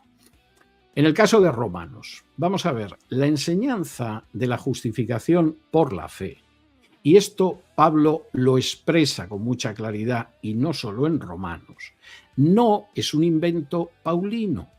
Y Pablo lo deja muy de manifiesto, por ejemplo, en el capítulo 4 de Romanos, cuando él dice, bueno, ¿y cómo sabemos que efectivamente Dios quería salvar a los gentiles? Y que iba a ser fuera de la ley, y que iba a ser por fe. Y Pablo dice, pero ¿no os acordáis de la situación de Abraham? Abraham fue salvado por gracia, porque si Dios le debiera algo ya no es gracia. Es gracia si yo a ti te regalo un automóvil. Pero si tú a mí el automóvil me lo pagas, no hay gracia, hay un pago y punto. Y Pablo dice, ¿qué dice Génesis capítulo 15? Creyó Abraham en Dios y le fue contado por justicia. Y alguno diría, bueno, pues ese fue un despiste de ese sujeto que no era Moisés, que diría Samuel Pagán, sino que era uno que allá, pues, después del regreso del exilio, lo escribió, no estaba ese día muy fino y escribió eso. Y Pablo dice, no, pero si es lo que dicen los profetas. Cuando tú vas a Habacuc 2:4, ¿qué dice? El justo vivirá por la fe. De modo que ese es un mensaje que está ya en el Antiguo Testamento. No solo eso. Pablo además lo remata citando los Salmos. Y cita a David para que se vea que no solo es el caso de Habacuc y el caso de Génesis 15. Dice, ¿qué dice David en el Salmo? Dichoso aquel al que el Señor no le tiene en cuenta su pecado. No dice en ningún momento que dichoso aquel que por sus obras consigue el perdón, o que consigue la absolución porque hay un clérigo que pronuncia una fórmula de absolución, etc. No, es algo de gracia. Que en este lado es que yo creo y soy justificado por la fe, y en el otro lado es que Dios no me tiene en cuenta el pecado, no porque yo lo merezca o haya hecho algo, o lleve a cabo una ceremonia, un ritual, sino porque es por gracia. Y eso es clarísimo. Entonces, eso que Pablo se toma la molestia, gracias a Dios, de fundamentarlo ya en el Antiguo Testamento, que te aparezca alguien para decir, no, eso de la justificación por la fe se lo inventó Lutero. Pues mire, ni eso es cierto. Y no solo por el contenido de la Biblia, que es evidentísimo en el Antiguo y en el Nuevo Testamento. Es que Erasmo, para cuando Lutero escribe su comentario de Romanos, ya había publicado un comentario a Romanos y un comentario a Gálatas, donde deja clara la doctrina de la justificación por la fe. Porque Erasmo podía ser cobarde, Erasmo podía ser acomodaticio, Erasmo podía querer estar cerca de gente influyente, pero no era un estúpido y era un gran erudito. Y cuando él escribe su comentario a Romanos y a Gálatas, tiene muy claro que la justificación es por la fe sola. Antes de Lutero. Tremendo. Quiero colocarle estos dos fragmentos para entonces pasar ya a la última sección que viene con el cierre, que va a ser con el tema del provisionismo. Pero quiero que usted escuche dos argumentaciones que utiliza un reconocido apologista católico romano de YouTube, cuyo nombre es Ugariza, a quien cariñosamente le dicen Hugo da Risa, Hugo Sesgado, Hugo Matices, por una serie de puntos ahí. Pero vamos a... ¿Por qué tú ves que es una herejía decir que Cristo asume una naturaleza caída? Ese es el primer punto. Él dice que Jesús asumió una naturaleza caída. Y este es el último. La Biblia, yo no tengo que verla como revelación. No tengo que verla como palabra de Dios. La Biblia, yo no tengo que verla como revelación. No tengo que verla como palabra de Dios. Yo no tengo que verla como revelación. No tengo que verla como palabra de Dios. La veo como documentos fiables históricamente que me narran la persona de Cristo delegando su autoridad para que lo vayan a transmitir a él. Yo creo que usted me diga qué opina sobre estas dos cosas, que Jesús asumió la naturaleza caída y que la Biblia no es la revelación, no es palabra de Dios, sino un conjunto de documentos fiables que apuntan hacia la tradición que Jesús le entregó a los apóstoles. Vamos a ver, esto es un disparate. Este es un pobre chico, ¿eh? Y además es un ignorante. Y celebro no haber perdido un minuto con él antes, porque seguramente me hubiera dado un ataque de risa y hubiera perdido el tiempo en cosas más útiles que esto, ¿no? Pero vamos a ver, eso es un disparate. Pero es un disparate desde el punto de vista incluso de un católico. Es decir, seguramente un teólogo católico muy liberal, a lo mejor te diría que la naturaleza humana de Jesús pues es una naturaleza como la del ser humano y tiene error y tiene posibilidad de caída y tal, pero sería ya un teólogo muy liberal. O sea, por definición, un católico no puede creer que la naturaleza humana de Jesús es caída. Y no puede creer porque hasta se supone que su madre no tiene esa naturaleza. Y no nos van a salir ahora con que la madre no la tiene y el hijo sí. O sea, es que es algo... O sea, vamos a ver, yo imagino que este chico querrá ser apologista, pero vamos, creo que está haciendo un gran trabajo para las iglesias evangélicas porque va a conseguir que haya católicos que solo por sentido común se vayan de Roma. O sea, esto es evidente.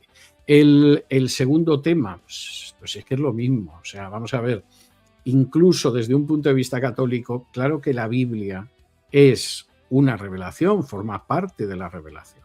La Biblia y la tradición, diría una ortodoxia católica, pero la Biblia también. Ahora, yo me imagino que este muchacho que se ha percatado de hasta qué punto efectivamente la Biblia pinta muy poco en el seno de la Iglesia Católica y es más bien la excusa para que la jerarquía haga y deshaga lo que le parece desde hace siglos, pues hombre, simplemente ha arrastrado un poco más el argumento y ha llegado a la conclusión que ni revelación, que eso es una serie de testimonios que de alguna manera permite que la jerarquía de su iglesia, pues por utilizar una expresión clásica española, haga de su capa un sayo. Pero es penoso. O sea, si este es el nivel de los apologistas, bueno, sí, creo que es el nivel, porque he visto, en alguna ocasión he visto alguno y no daba crédito a lo que estaba viendo, pero este pobre chico ni siquiera conoce los dogmas de su iglesia. Uy, tremendo. Lo cual es tremendo, porque a lo mejor un día llega a conocerlos y se va, o sea, se da cuenta de esa maraña de tinieblas en medio de la que se encuentra y decide ir hacia la luz. O sea, había sido evangélico él y se hizo católico romano. Pues es que no me extraña. O sea, quiero decir, si el conocimiento que este chico tenía era de este nivel, o sea, no me sorprende, ¿eh? Y si un día se lo encuentran por la calle vestido de naranja y diciendo Hare Krishna, Hare Krishna, Hare Hare, Hare Hare, yo me lo voy a creer, ¿eh? Porque tiene el nivel mental para llegar a una situación como esa. Pues, ok, pasemos al último segmento.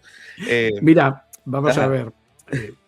De verdad que no quisiera reírme de ciertas personas, pero es que me resulta muy difícil, porque a veces es algo tan disparatado, es tan absurdo, tan contrario a la escritura y a la razón y al sentido común, y encima dogmatizan de tal manera. O sea, esto no es la persona que llega y yo qué sé, te dice muy preocupado que no sabe dónde encajan los extraterrestres en la Biblia o algo así, ¿no? Es una pavada, pero bueno, es de otra manera, ¿no? El hombre pregunta a ver si está por ahí o algo así. No, es que encima es gente que dogmatiza, que pontifica y tú dices, pero ¿cómo se puede descender a ese nivel, ¿no? No, es que tu libro, él. Hay días que me da tristeza, ¿eh? O sea, hoy se ve que me has pillado en un buen momento porque estoy disfrutando mucho de estas conversaciones que tenemos ocasionalmente y entonces me da risa. A lo mejor si fuera con otra persona, pues ahora mismo tendría que contener las lágrimas. No, qué bueno que lo estés disfrutando. Entonces vamos a pasar al último elemento que tiene que ver con otro tema que ha estado muy en boga y es el tema del provisionismo. Sabes que dentro de esta línea soteriológica ha aparecido el provisionismo como una suerte de opción entre el calvinismo y el arminianismo, pero el provisionismo, o por lo menos algunas facciones dentro del provisionismo, han estado coqueteando con lo que yo llamo el neopelagianismo, que es una suerte de reivindicación del pelagianismo a través de los escritos de Ali Bonner, etcétera, y que ha tenido, así como estos tíos de la ciencia bíblica tienen a Antonio Piñero como becerro de oro, estos tienen a Ken Wilson como becerro de oro. No sé si usted quiere dar su opinión al respecto. ¿Qué piensa? Hombre, Ken Wilson algo más de nivel que Piñero tiene, pero claro, es que realmente para descender al nivel de Piñero hay casi que sumergirse en el inframundo, ¿no? Pero vamos a ver, esto es un disparate. Vamos a ver, porque claro, uno no es que va para viejo, es que ya es viejo, y entonces digamos que eso te da una cierta perspectiva, ¿eh? Yo hace que me convertí, este año va a hacer 49 años, el año que viene cumpliré mi medio siglo como creyente, y eso te da una cierta perspectiva porque has visto mucho. Y si no eres tonto y tienes algo de memoria, algo aprovechas. Entonces, la cantidad de gente que parece que se le ha ocurrido una genialidad, ¿eh? Que ha descubierto la piedra filosofal dentro de la Biblia, que ha alcanzado la revelación y la interpretación suma, supina y suprema, etcétera, esa gente aparecen 13 por docena. Y en un momento determinado parece que eso tiene algún viso de extenderse, etcétera. Bueno, a veces se extiende algo. Mira, son igual que un cohete. Es decir, salen desde abajo, describen una curva, llegan a su punto máximo, después se caen y desaparecen. Y esto pasa lo mismo con supuestos profetas, que con supuestos movimientos de revelaciones, que con supuestas interpretaciones que no tienen base bíblica. De esto yo extraigo al menos dos reflexiones. La primera es que más tarde o más temprano se acaba cayendo porque eso no tiene ninguna consistencia, ninguna base en la escritura y ninguna base en nada, salvo la prepotencia y la vanidad humana de que efectivamente me gusta dar la sensación de que soy intelectual cuando en realidad soy un semianalfabeto, espiritualmente al menos. Y la segunda consecuencia, mire, quédese usted con su tradición, quédese con su interpretación, quédese con su jerarquía, quédese con su profeta, quédese con su apóstol, que yo me quedo con mi preciosa Biblia. Y esto para mí es evidente. Y cuando de pronto alguien me sale, no, es que el concilio, no sé qué, en el siglo VIII. Pues en el siglo VIII decidieron que las imágenes no estaban mal, pues yo tengo que responder, pues mire, quédese usted con su idolatría, con sus imágenes, con su concilio, que yo me quedo con la palabra de Dios. Y cuando me encuentro a gente que interpreta también en ese sentido, le digo lo mismo. Es decir, vamos a ver, lo que usted dice es disparatado, niega pilares esenciales de la fe bíblica, pero si quiere quedarse con ello, este es un país libre, usted puede creer en lo que quiera o no creer en nada. Quédese con ello. Yo me quedo con la palabra de Dios. Tremendo, tremendo. En ese tenor, uno de los argumentos que es utilizado es decir que la muerte de Romanos 5 no es la muerte natural, sino la muerte espiritual, porque muerte natural ya había antes de Adán, puesto que si se asume eso, entonces tenemos el problema que los niños mueren, y como estos dios dicen que no se hereda la culpa de Adán, entonces obviamente no se puede heredar la muerte de Adán. Y ellos hacen como esta lectura de Romanos 5. Pero el problema es que es evidente en Romanos 5 que la muerte entró por un hombre que es Adán. Es decir, la muerte no existía antes, la muerte entra por Adán. Y que además esa muerte va pasando a todos nosotros, porque además en Adán pecamos y además Adán nos ha ido pasando eso a todos. Y eso es lo que exige la muerte de Cristo. El hecho de la muerte de Adán y que ese hombre venía de la tierra, pero el otro hombre, el celestial, que es el Señor, que dice Pablo, pues efectivamente viene del cielo y puede pagar por nuestros pecados. Y entonces, claro, no puedes pretender que no había muerte porque es evidente que entra con Adán. No había muerte antes. Y además esto es tan evidente que, por ejemplo, en Romanos 8, Pablo subraya muy bien el carácter cósmico del pecado humano. El pecado humano no es algo que afectó solo a la tierra, ¿eh? Y aquellos que, en fin, andan pensando en una creación anterior entre Génesis 1.1 y Génesis 1.2 y tal. No, el pecado entra en el mundo por Adán, no por los que supuestamente vivieron antes del Edén y la creación de Adán y tal. Eso es zumo de coco, o sea, es alguien que algún día no sé qué se fumó y empezó a pensar disparates. El pecado entra con Adán y con Adán entra la muerte. Y eso no queda restringido al planeta Tierra, tiene consecuencias cósmicas y tiene consecuencias que van más allá del género humano. Y por eso Pablo, escribiendo en Romanos 8, dice que la creación entera gime esperando la liberación de los hijos de Dios. Porque en el momento en que lleguemos a esa consumación de la historia, todo el cosmos se va a poner en orden. Y el cosmos ha estado desordenado durante milenios como consecuencia del pecado que entra con Adán y con él entra la muerte. Entonces, cualquier tipo de construcción que encuentra la muerte antes, que encuentra el pecado antes, o que considera que eso no afecta al conjunto del cosmos, que no tiene nada que ver, es algo que choca directamente con lo que dice la Biblia. Tremendo. Y finalmente está este otro elemento con respecto a Efesios 2:8, que ellos entienden que la fe, cuando dice quituto, que no se está refiriendo a que la fe sea un don de Dios, sino como la salvación, pero que la fe no es un don de Dios, sino una actividad del hombre. ¿Qué usted opina de ese último punto? Pero es evidente que Pablo niega eso en Efesios 2, del 8 al 10, cuando él dice, por gracia sois salvos a través de la fe, y esto no es de vosotros, es un don de Dios. Es algo evidentísimo. O cuando Jesús, hablando a sus discípulos en el Evangelio de Juan, dice que nadie puede venir a mí si el Padre no lo trae. Y la palabra que aparece en griego, nosotros traducimos por traer, en la Reina Valera no es una mala traducción, pero literalmente en griego es si el Padre no lo arrastra, lo cual es muy evidente. Es decir, nadie puede venir a mí si el Padre no tira de él, no jala de él, no lo arrastra. Tremendo, tremendo. Bueno, doctor, yo no creo quitarle más tiempo. Yo estoy disfrutando y podría quedarme horas y horas charlando. Y sé que usted lo disfruta. Yo también, porque habíamos pactado 1 hora y llevamos casi 2, o sea que se ve que yo mismo también me he entretenido y he perdido la noción del tiempo. Y a Dios gracias, no tenía una entrevista para la hora siguiente, porque si no ahora mismo tendría alguien desesperado en otro punto. Sí, me imagino que sí, pero creo que ha sido muy bueno, ha sido muy excelente. He disfrutado mucho, he aprendido mucho también. Yo también he disfrutado mucho, me he divertido mucho además. Sí, ya creo que ha sido buenísimo. Sé que habrá muchas reacciones porque se han tratado muchos temas distintos y a mí me gusta aprovechar siempre que se hace eso. Sabe que las puertas de este canal están más que abiertas y me gustaría antes de finalizar y antes de que dé unas palabras finales de cierre, que usted nos hable de las próximas publicaciones. Creo que viene por ahí un libro sobre Juan.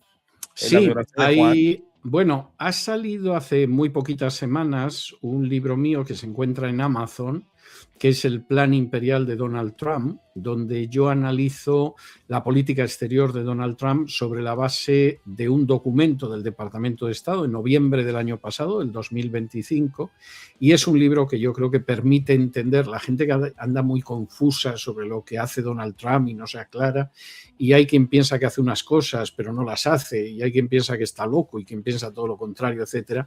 Yo creo que el análisis de ese documento que aparece en ese libro es muy iluminador para poder comprender la política de la administración Trump. Luego habrá gente que le entusiasme, habrá gente que le indigne, habrá gente que le deje indiferente, pero por lo menos el libro permite entender bastante lo que es esa política exterior de la administración Trump. Eso es lo último que ha aparecido. Estoy ahora trabajando en una reedición de mi libro de Mahoma, que yo espero que salga aproximadamente en un mes, seguramente como el libro de Trump va a salir en español y en inglés, y es un libro mucho más amplio que el que yo publiqué sobre Mahoma hará cosa de unos 15 años. Este es un libro mucho más amplio, tiene mucho más material sobre Mahoma, va a ser el libro con toda certeza más amplio sobre Mahoma en español, seguramente casi en cualquier idioma. Es un libro muy extenso, va a ser muy económico y se va a poder encontrar en Amazon en español y en inglés. Y luego hay un libro que se supone que sale el mes que viene, espero que sea así, que es el libro con el que concluye mi historia del cristianismo en el siglo I. historia que empezó con más que un rabino, continuó con Pablo, apóstol para las naciones, los primeros cristianos, Pedro el Galileo, y va a acabar con el discípulo amado, que es sobre Juan y sobre los escritos y la teología del apóstol Juan, y con eso vamos a acabar esa historia de los primeros cristianos en el siglo I. Es un libro que está para salir ahora en marzo. De hecho, se supone que iba a aparecer en diciembre, o sea que el libro casi va a llegar con un trimestre de retraso, pero yo creo que es un libro muy interesante y, por supuesto, tiene bastantes capítulos dedicados a Juan, a las cartas y, como no, al Apocalipsis. Tremendo, mira qué bendición, porque justamente, pero no, va a ser como en junio, que va a salir esta preciosura de, ¿se acuerdan? Había hablado de historia de la iglesia Sí. Versión manga. Y creo que por aquí hay una sorpresa. Déjame ver si aparece por aquí. Se voy a enseñar rápidamente. Sí, por aquí está.